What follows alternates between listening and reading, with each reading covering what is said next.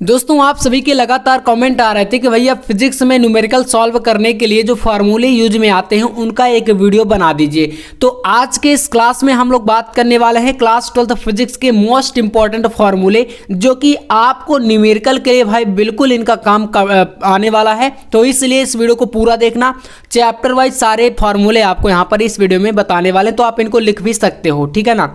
और याद तो जरूर कर लेना, क्योंकि भाई अगर आप आंकिक प्रश्न यानी न्यूमेरिकल में अच्छे नंबर लाना चाहते हो तो ये फार्मूले आपके लिए बेहद इंपॉर्टेंट है। तो चलिए पहला जो चैप्टर है देखिए, वैद्युत आवेश तथा क्षेत्र। इससे आपका पहला फार्मूला है जो कि है कूलाम का नियम। अब इससे देखो न्यूमेरिकल आता भी है और काफ़ी कभार मान लो नहीं पूछा जाता है, तो ये आपको याद भी रखना है, क्योंकि ये फार्मूला आपका एक नंबर के लिए वन लाइनर क्वेश्चन के अंतर्गत पूछा भी जाता है, ठीक है। जैसे कि पूछ लिया कूलाम का नियम क्या है, तो भाई परिभाषा दोगे और फिर आप लोग ये फार्मूला लिख दोगे, तो वैसे भी इंपॉर्टेंट है। तो ये होता है F = 1/4πε0 Q1 Q2/r², ठीक है। और ε0 क्या है, निर्वात की वैद्युतशीलता होती है। नेक्स्ट इसी में है आपका वैद्युत क्षेत्र की तीव्रता, जो कि होता है E = F/Q या Q0 भी कहीं कहीं पर होता है, तो Q0 को परीक्षण आवेश बोलते हैं। अगला फार्मूला है बिंदु आवेश के कारण वैद्युत क्षेत्र की तीव्रता, तो ये होता है E = 1/4πε0 Q/r²। नेक्स्ट फार्मूला यहाँ पर होने वाला है वैद्युत द्विध्रुव आघूर्ण, जो कि होता है P = Q × 2L, ठीक है। और फिर अगला फार्मूला है यहाँ पर आपका वैद्युत द्विध्रुव की अक्षीय स्थिति में तीव्रता। तो इनका देखो फुल डेरिवेशन आता है, और अगर फुल डेरिवेशन नहीं आएगा तो फिर आपको ये फार्मूला से न्यूमेरिकल पूछेगा। तो इसका फार्मूला देखो अक्षीय स्थिति में इस प्रकार से होता है E = 1/4πε0 2p/r³। और निरक्षीय स्थिति में अगर पूछे तो फिर क्या करेंगे, तो भाई निरक्षीय स्थिति का थोड़ा सा अलग होता है, यहाँ पर ओनली p रहता है। इसमें देखो 2p है ना, इसमें केवल p है, इतना फर्क होता है निरक्षीय स्थिति में। अगला यहाँ पर है द्विध्रुव पर लगने वाला बल आघूर्ण, तो ये होता है τ = Pe sin θ, ठीक है। ये टाउ क्या है, बल आघूर्ण होता है। अगला है गॉस की प्रमेय, तो ये देखो आपको पता है कि ये 2 नंबर से ऊपर ही क्वेश्चन पूछता है ना। गॉस की प्रमेय से न्यूमेरिकल भी बनते हैं, तो ये फार्मूला याद कर लेना, φE = Q/ε0। अगला फार्मूला है इस चैप्टर से आवेशित चालक प्लेट के ठीक बाहर वैद्युत क्षेत्र की तीव्रता, तो ये होता है E = σ/ε0, ठीक है। तो पहले चैप्टर के जितने भी फार्मूले थे हमने आपको बता दिया, इन फार्मूलों से ही न्यूमेरिकल आपके फर्स्ट चैप्टर से पूछे जाते हैं, ठीक है। तो फर्स्ट चैप्टर यहाँ से समाप्त है। फिर इसके बाद दूसरा आता है चैप्टर हमारा वैद्युत विभव तथा धारिता। तो वैद्युत विभव और धारिता चैप्टर में पहला फार्मूला है आपका वैद्युत विभव का ही। तो विभव को भी से व्यक्त करते हैं, तो V बराबर होता है W/Q0, है ना।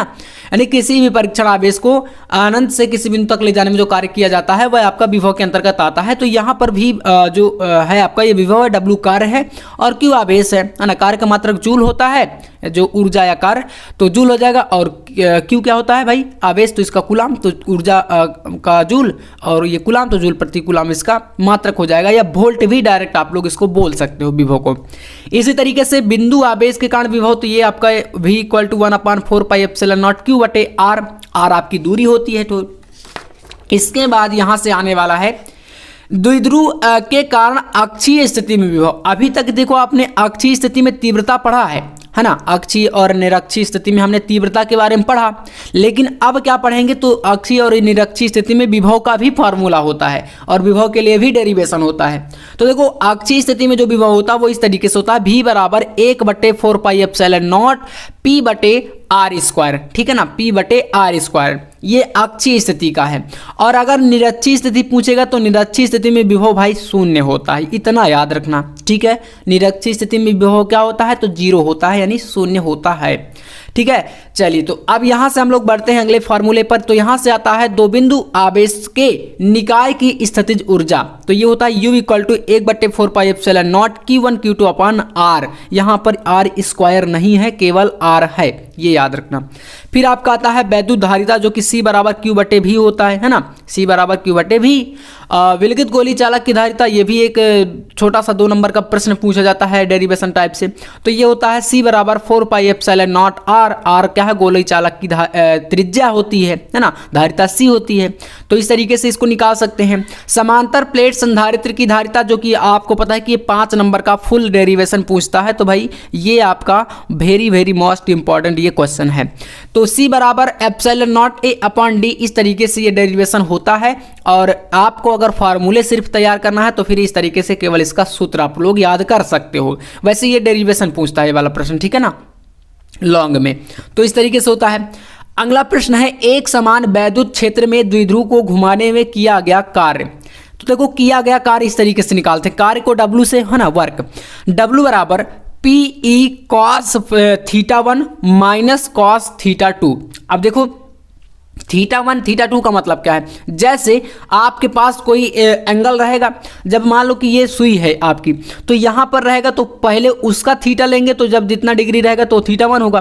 फिर घुमाने प्रकार, तो यानी कि जब इसको घुमाएंगे तो फिर जब कोण, दूसरा जो कोण बचेगा उसको लेंगे θ2। तो पहले वाला कोण और दूसरा वाला कोण यही है θ1 और θ2, ठीक है ना। चलिए नेक्स्ट फार्मूले पे आते हैं। अगला है आवेशित चालक की स्थितिज ऊर्जा, जो कि इस तरीके से निकाली जाती है।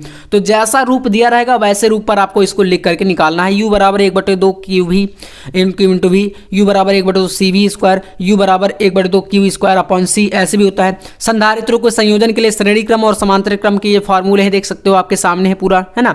और आवेशित संधारित्र की प्लेट का ऊर्जा घनत्व अगर ज्ञात करना तो U बराबर 1/2 एप्सिलॉन नॉट E स्क्वायर से ज्ञात कर सकते हो। वैद्युत धारा चैप्टर से आपका पहला फार्मूला है वैद्युत धारा का ही, I बराबर Q/T होता है या I बराबर NE अपॉन T होता है, क्योंकि आपको पता है कि Q बराबर NE यानी क्वांटमीकरण सिद्धांत से होता है, तो इसलिए Q की जगह पर NE आ जाएगा। I बराबर NEAVD, जो आपका धारा घनत्व अनुगमन वेग में संबंध ज्ञात करते हैं वो भी आपका सही है। धारा घनत्व अनुगमन वेग, जो कि इस तरीके से आपका धारा घनत्व J बराबर I अपॉन A होता है।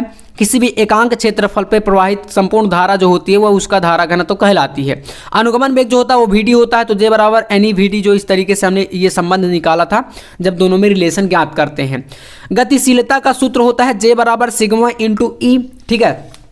तो सारे फार्मूले बिल्कुल बेहद तरीके से बारीकी से मैं लिख के आया हूं और सारे फार्मूले तैयार आपको कर लेने हैं, ठीक है। इसके बाहर आपका न्यूमेरिकल नहीं पूछेगा।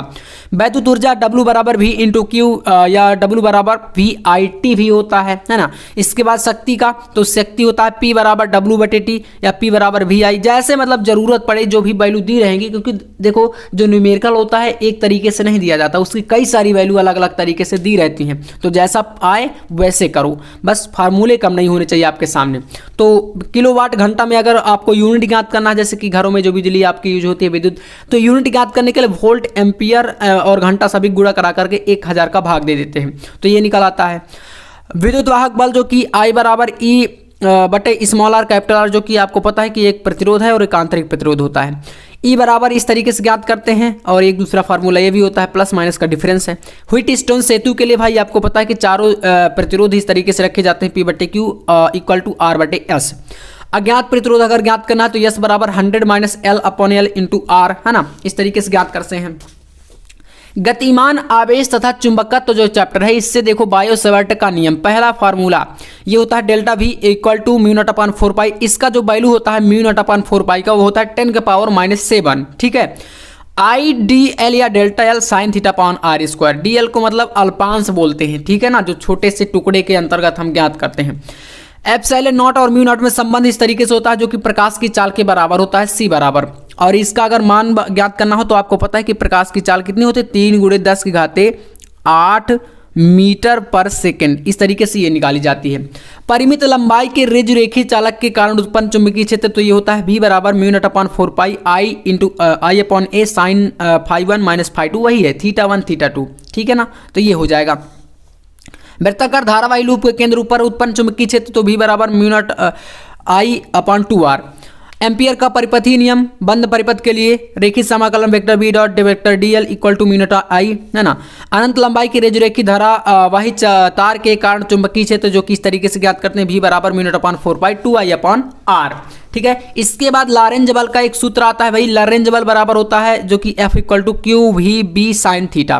गतिमान आवेश पर लगने वाला बल F बराबर IBL साइन थीटा, या दो समांतर धारावाही तारों के बीच बल, तो F upon L mu naught upon 2 पाई I1 I2 अपॉन R।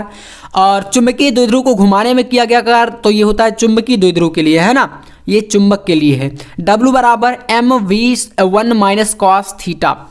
एक समान चुंबकीय क्षेत्र में लूप पर लगने वाला बल तो टाउ बराबर NIA/B sin थीटा, इस तरीके से होता है। फिर इसके बाद हमारा नेक्स्ट चैप्टर आता है भाई वैद्युत चुंबकीय प्रेरण, जिसमें पहला फॉर्मूला है किसी परिपथ में उत्पन्न EMF यानी विद्युत वाहक बल ज्ञात करने के लिए E बराबर -d∅/dt लगाते हैं। यदि फेरों की संख्या n होगी तो इसमें n का मल्टीप्लाई हो जाता है, वही चीज़ है, बस ज़्यादा कुछ डिफरेंस इसमें नहीं रहता है। स्वप्रेरण गुणांक का होता है L बराबर -E/ΔT या dt बोल सकते हो, है ना, ΔT/ΔI/ΔT इस तरीके से। और स्वप्रेरण के बाद अन्योन्य प्रेरण, इसमें m हो जाता है, इसको L बोलते हैं, इस तरीके से बल रहता है। बस किसी कुंडली में संचित ऊर्जा ज्ञात करनी है तो U बराबर 1/2 Li² होता है। चुंबकीय फ्लक्स का फाई बराबर VA cos थीटा होता है। इसके बाद हमारा चैप्टर आता है भाई प्रत्यावर्ती धारा, और इस वाले चैप्टर से ज़्यादातर न्यूमेरिकल आपके फिजिक्स में आते हैं। तो चलिए प्रत्यावर्ती धारा का पहला फार्मूला जो कि होता है प्रत्यावर्ती धारा का वर्ग माध्य मूल मान, जो कि आपको पता है IRMS, है ना। तो ये होता है I0/√2। I0 होता है धारा का शिखर मान, ठीक है। तो इस तरीके से ये सूत्र आता है, इसका डेरिवेशन भी पूछता है। प्रत्यावर्ती वोल्टता का RMS, तो वोल्टेज के लिए आपका वही रहेगा V0 हो जाएगा /√2। प्रत्यावर्ती धारा समीकरण I बराबर I0 sin ωt, ओमेगा कोणीय आवृत्ति है, I0 आपका धारा का शिखर मान होता है ना। T क्या होता है, समय होता है। वोल्टेज के लिए आपका V बराबर V0 हो जाएगा sin ωt। प्रेरण प्रतिघात अगर ज्ञात करना तो XL बराबर ω/L होता है।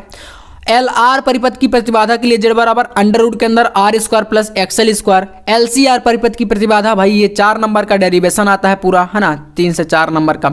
तो ये इस तरीके से रहता है। कलांतर टाइन फाई बराबर XL/R।